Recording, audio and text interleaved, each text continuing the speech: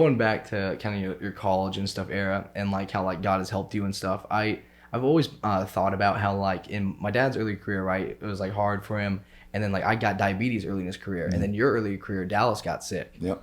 So it's like kind of like the similarities between that is also very hard. Well, life happens no matter no matter what, just because I'm a football player doesn't mean stuff ain't gonna happen to me. Yeah, it's not like your other life just turns off.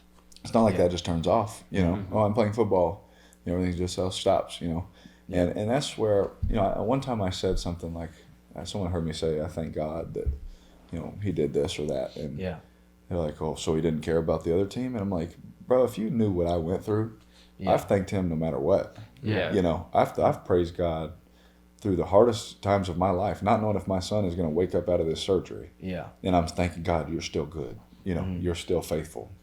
You're still awesome. After every loss, you're still good. You're still, I don't understand it, but you're awesome. And I thank you. So when I thank him when we win, people want to be upset. It's a little weird. Yeah, because I'm not saying like that you like don't care about football or anything, but I know like if God called you something else, you would jump on that instantly, Oh yeah. Well, I'm playing football because that's what he called me to. Yeah. Right.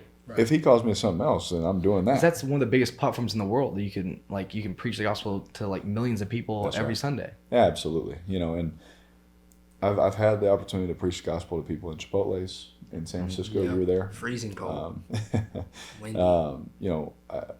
People that are not even Raider fans, but they're fans of me, so they keep up with me, and then they learn about what I'm doing, and then they hear I'm speaking somewhere, and they want to come, and they hear about the gospel, and their lives are changed forever. And you never know what God is doing, but I'm gonna keep proclaiming. Yeah, because you can see I just see all over Instagram and stuff. People I don't know what it is about Derek, but Derek's just such a cool guy. Like I'm a Chiefs fan, but Derek's such a cool guy. Yeah, that's the one thing I always see whenever like SportsCenter or whoever posts your highlights. People in the comments saying like say what you want, but this Derek guy seems like a really good guy or whatever. And I think some people also need to realize like you don't need to have Derek's platform to preach also. Like you don't need all this you can do it like just you.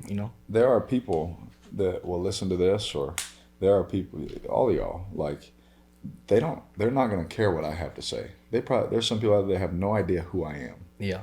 But they know who you are. Like everyone, man, I want to have an impact like you. And I tell them, I was like, well, what if God hasn't called you to that? Yeah. What if God hasn't called you to be an NFL quarterback? Yeah. What if he's just called you to get your own family? What if he's just called you to get your own friends? What if he's called you just to proclaim the gospel to your school or to your teachers or to your professors, right? And all I'm trying to do is do exactly what I've been called to do. Yeah. And when I stand before God, I'm going to stand there, and hopefully he's going to say, well done. Yeah. That you did what I asked you to do. Yeah. Whatever that is, It just happens that I get to play football, and because the world loves football, and they love fame, and they love success, and they love money, they think that this is the pinnacle. Yeah. I've seen people with all of those things crumble. Yeah. You see what I'm saying? Mm-hmm. So this is not the pinnacle of life. Like how my dad said when he won the Super Bowl, he saw guys in the locker room crying. He's like, I feel like I'm at the top of the world, but like I feel empty. Like there's nothing. Like I feel like there's nothing.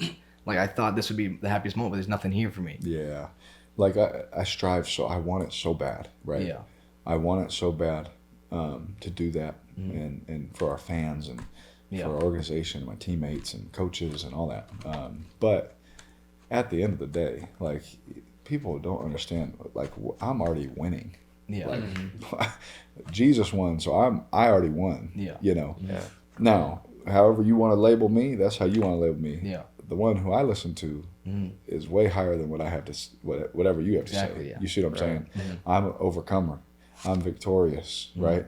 I've already won because he won. So, like, all of those things to me, people don't want to change their own ways. People want to live however they want to live, right? And so a lot of people get a misinterpretation of what the gospel really is, of who Jesus really is. And then they're like, well, I don't like religion. I was like, well, I'm not religious either. Yeah. I have a faith. I have a faith that Jesus came, he died, and he rose again, right? And, man, I could start preaching. Man, come on. It's hot in here. It's hot in here. Thank you so much for watching that clip from the podcast. The full episode with Derek Carr is available on our YouTube channel now. Make sure you subscribe while you're there, because we've got a lot of really great stuff coming up you're not going to want to miss out on. Also, follow us along on Instagram, Twitter, and TikTok at Harvester Sports.